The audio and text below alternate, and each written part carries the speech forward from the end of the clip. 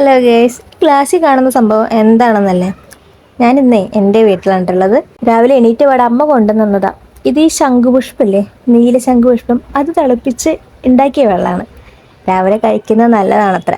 വീട്ടിലായതുകൊണ്ട് പിന്നെ ഫുഡിൻ്റെ കാര്യം നോക്കണ്ടല്ലോ. രാവിലെ എണീറ്റ് പാടെ അടുക്കളയൊന്നും കയറേണ്ട ആവശ്യമില്ല. ഒക്കെ അതാ അമ്മ റെഡിയാക്കി വെച്ചിട്ടുണ്ടായിരുന്നു. ഇന്നത്തെ ബ്രേക്ക്ഫാസ്റ്റ് എന്ന് പറയുന്നത് ഇഡ്ഡലിയും സാമ്പാറും ചട്നിയൊക്കെ ആയിരുന്നു. ലക്കിമോനും കൂടെ എണീറ്റിട്ടുണ്ടായിരുന്നു.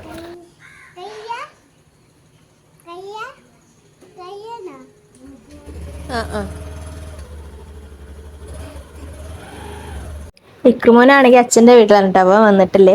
രാവിലെ അത് അമ്മ ഒന്ന് ബാങ്കിൽ പോയിട്ട് വരാമെന്ന് പറഞ്ഞിട്ടും മുപ്പിട്ട് ഇതാ വണ്ടി എടുത്ത് ഇറങ്ങിയിട്ടുണ്ട്.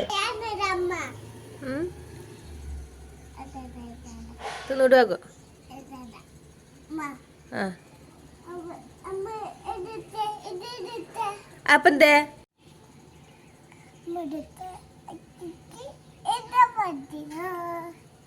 വീട്ടിലേക്ക് ഈ കണ്ണും മുക്കൊക്കെ വരച്ചു കൊടുത്തിട്ടേ ഇപ്പൊ കാണാൻ ചന്തം പോരാന്നും പറഞ്ഞ് എൻ്റെ പ്ലേറ്റിലോട് ഇട്ടിരിക്കുക. വീട്ടിലേക്ക് ഇങ്ങ് വന്നു കഴിഞ്ഞാലേ ഹെയർ കെയർ ചെയ്യാൻ ഭയങ്കര തിടുക്കാണ്. സംഭവം വേറെ ഒന്നുമല്ല, നമ്മുടെ കണ്ണിൽ പൊടിയിടാൻ തന്നെയാണ്. വീട്ടിൽ വന്നു കഴിഞ്ഞാൽ 100 കൂട്ടം പരാതികളാ. മുടിയൊക്കെ പോയി, നോക്കുന്നില്ല, എണ്ണ തേക്കുന്നില്ല, മുടിക്ക് വേണ്ടതൊന്നും കൊടുക്കില്ല എന്ന് പറഞ്ഞിട്ട് അമ്മയുടെ വക കുറേ കേൾക്കാം. മുടിയുടെ കാര്യത്തിൽ മാത്രമല്ല കേട്ടോ, എൻ്റെ മോന്ത ശരിയല്ല എന്ന് പറഞ്ഞിട്ട് അപ്പോഴും കേൾക്കാൻ കുറേ എണ്ണം.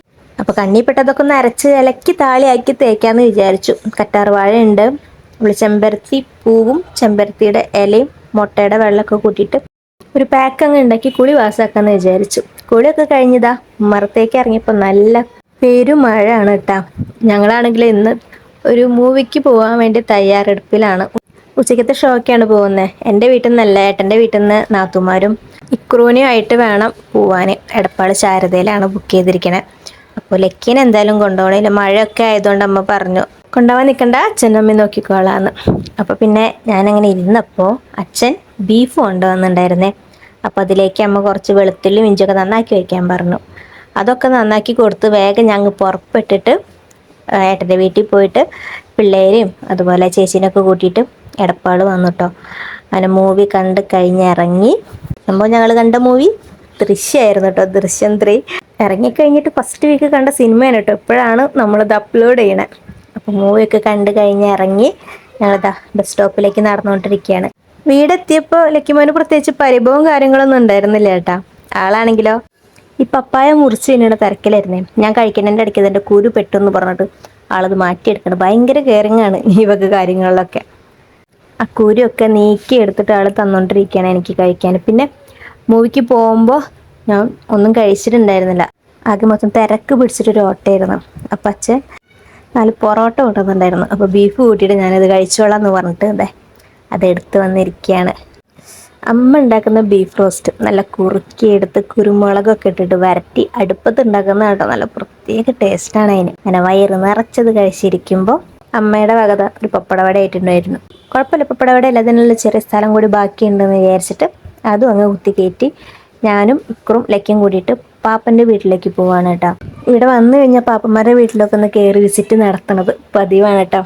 പപ്പന്മാരെ മക്കളെ ആയിട്ട് കുറച്ച് നേരമൊക്കെ ഒന്ന് ഇരിക്കാൻ കഥയും പറഞ്ഞൊക്കെ ഇരിക്കാന്ന് വെച്ച് പോണതാണ്. അപ്പോൾ മേമതാ നല്ല സർബത്തും അച്ഛൻ വരുമ്പോൾ പൊരിക്കടയൊക്കെ ആയിട്ട് വന്നിട്ടുണ്ടായിരുന്നെ. അപ്പോൾ അതൊക്കെ കഴിച്ചിരിക്കുകയാണ്. അപ്പോൾ മക്കളെല്ലാവരും കൂടിയിട്ട് ഇവിടെ ഒളിച്ചെളി കളിക്കാമെന്ന് പറഞ്ഞിട്ടതാ അതിൻ്റെ തിരക്കിലാണ് കേട്ടോ.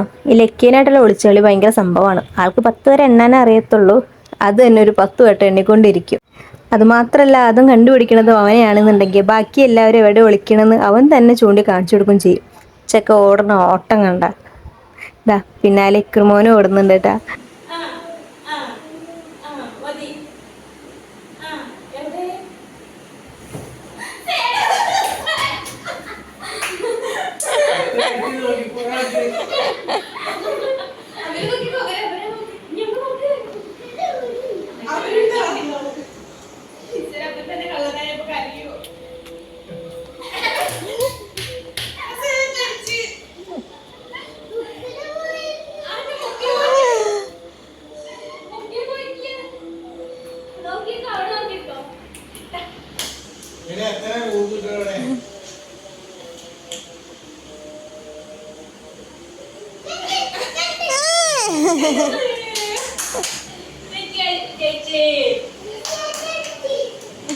അപ്പോൾ മക്കളുടെ ഒളിച്ചുകളി അങ്ങനെ തകൃതിയായിട്ട് നടന്നുകൊണ്ടിരിക്കുകയാണ്. അപ്പോൾ വീട്ടിൽ വന്നിട്ട് ഇന്നത്തെ ഒരു ദിവസം ഇങ്ങനെയൊക്കെ അങ്ങ് പോയി. വീട്ടിൽ നിൽക്കാൻ വന്നാലേ ഇങ്ങനെ ഓരോ ദിവസം കടന്നു പോകുമ്പോൾ ഭയങ്കര വിങ്ങലാണ് കേട്ടോ ഉള്ളിൽ. അപ്പോൾ എന്തായാലും ഇന്നത്തെ ചെറിയ വീഡിയോ ഇത്രയേ ഉള്ളൂ കേട്ടോ. അപ്പോൾ എല്ലാവർക്കും tata bye bye, see U.